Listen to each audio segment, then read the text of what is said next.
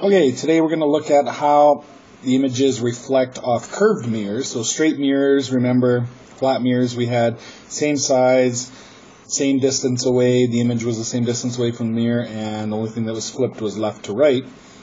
What's going to happen now with curved mirrors is we're going to not necessarily be the same size. Quite often it'll be bigger or smaller, and quite often the images also gets flipped upside down.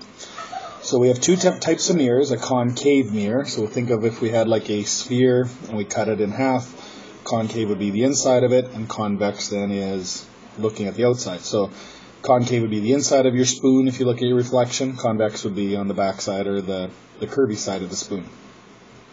Concave mirrors actually will converge. We call them converging mirrors. And we're going to look at that in a second.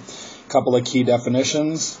We think of the center as being, if we extended this mirror, this sphere, if we made it a full circle, the center would be the center of the sphere. So think of the center as being sort of like the radius of the sphere, and then the focus point ends up being halfway. So the focus is halfway of the distance. So that's a key thing to remember. The focus is halfway. Principal axis, we just draw a line that goes horizontal through the center and focus point, and we call the vertex where the mirror meets the principal axis. Those two aren't that big of a deal, but you have to be able to locate the focus point. So to try to figure out how we're going to draw these, we're going to follow three rules, and we're going to do these over and over again, so you'll get lots of experience. What you want to do is make sure you have a ruler so you can draw the lines nice and straight, and usually graph paper the questions we give to you so you can help you line them up properly. And we're only going to worry about the tip of the object. So what we're going to usually do is just draw the original object as an arrow pointing upwards, and they'll usually tell you where it's located, what distance away, and usually what height, and then from there you can figure out what the image is going to be. So the first rule that we do is we draw from the tip of the object, we go down through the focal point, and then we reflect back parallel. So any ray that goes through the focus point reflects back parallel. Our second rule then is basically just the opposite. If we go parallel, hits the mirror, it's going to reflect back through the focal point.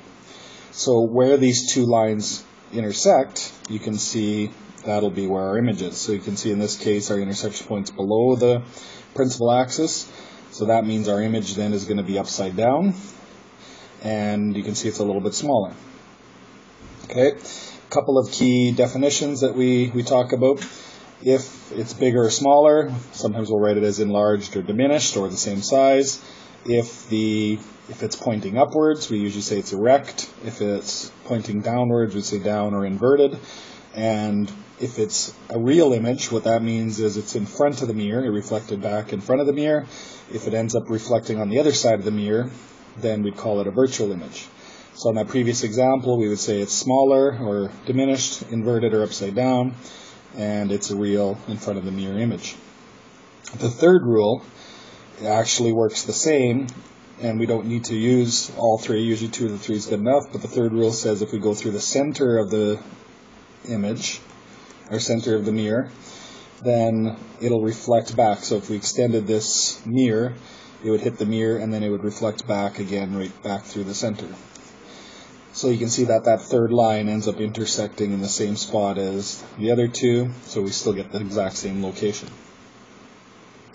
So now let's see what happens if we do a convex mirror. So a convex mirror, we often call them diverging. Actually, let's go back to that. So the reason we call this one a converging mirror is you can see they all converge to a point. We go through the focus, we all converge to a point, and so that's why we call it. Diverging then is more spreading out. They won't converge. So you can see if we follow the same rules, we would go parallel and it would go through the focus, but we can't go through the mirror. So what we end up doing is we would reflect back along that dotted line. And then our third rule would be going through the center. Once again, it would hit the mirror and reflect back. But if we continued it on through this as a dotted line, we'd hit the center, so you can see these dotted lines intersect behind the mirror. So in this case, we would say it is a right side up or erect image, and it's smaller, and it's virtual because it's behind the mirror. So Instead of being in front of the mirror, where we'd want the image to be, it ends up showing up behind the mirror. So we call it a virtual image. Okay, there's a couple formulas we can use. So the first one is using the focus and the distances to help you calculate. So that means that anything that's in front of the mirror, we'd call it a positive distance. Anything behind the mirror, we'd call it a negative distance. And the same thing with the focus point. So anything in front is positive. So you can see in this case, if we had a concave or converging mirror, our F, our C, and our original distance are all positives because they're in front of the mirror. But if we had a diverging mirror, so now you can see our objects on the front side of the diverging mirror, so it'll be positive, but our center and focus point would be negative because they're on the back side of the mirror.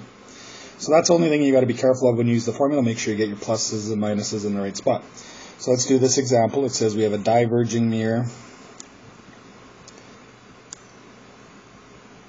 with a radius of 20. So diverging will be this situation. It's a radius of 20.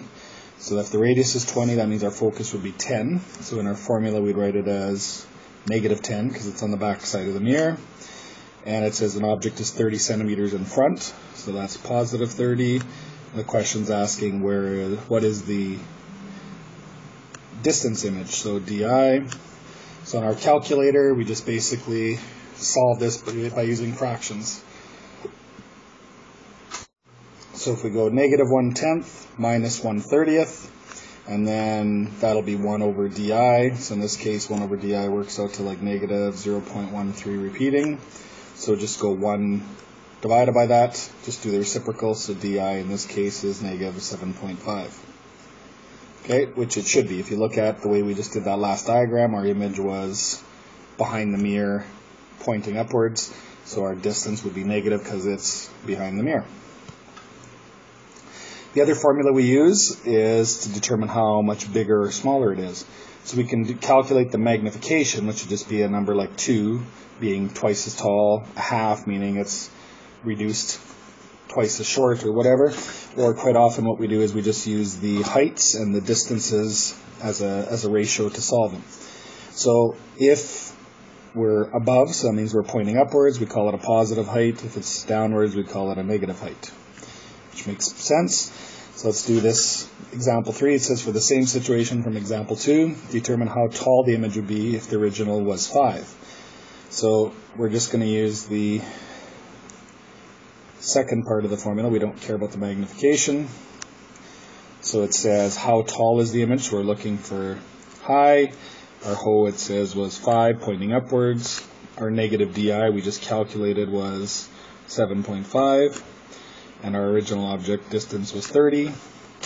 So we just cross multiply this. So the two negatives would be positive. So we'd have 7.5 times 5 divided by 30. And that gives us